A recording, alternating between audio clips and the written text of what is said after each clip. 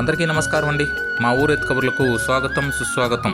బెంగళూరు మామిడికాయలు, కలర్ మామిడికాయలు అన్నీ కోసేసిన తర్వాత చివరగా మిగిలింది ఇదిగో ఇక్కడ కనిపిస్తున్న ఈ నీలం మామిడికాయలు.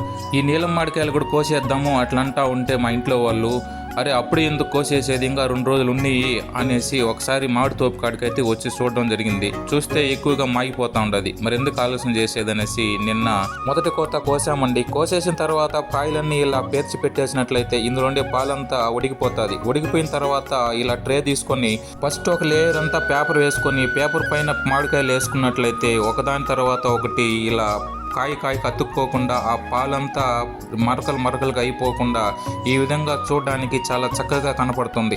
ఇలా మనం ముందుగా ఈ బాక్సులు కన్నిటికి పేపర్ తర్వాత మామిడికాయలు వేసుకొని మార్కెట్కి తీసుకుని వెళ్ళినామంటే అక్కడ వ్యాపారస్తులకు కూడా చాలా బాగా చేసినట్టున్నారా పంట అనేసి మన కాయలు తీసుకునేదానికి అవకాశం ఉంటుంది. ఈ విధంగా బాక్సులు కన్నిటికి కాయలు వేసుకున్న తర్వాత మనకు దగ్గరలో ఉన్న బంగారుపాలెం మార్కెట్కి అయితే వెళ్ళడం జరిగింది.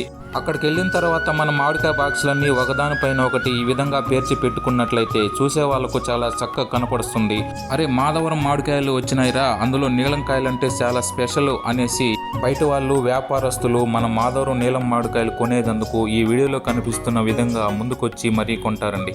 ఈ వీడియో కనుక మీకు నచ్చినట్లయితే లైక్ చేయండి, షేర్ చేయండి, సబ్స్క్రైబ్ చేయండి. Thanks for watching.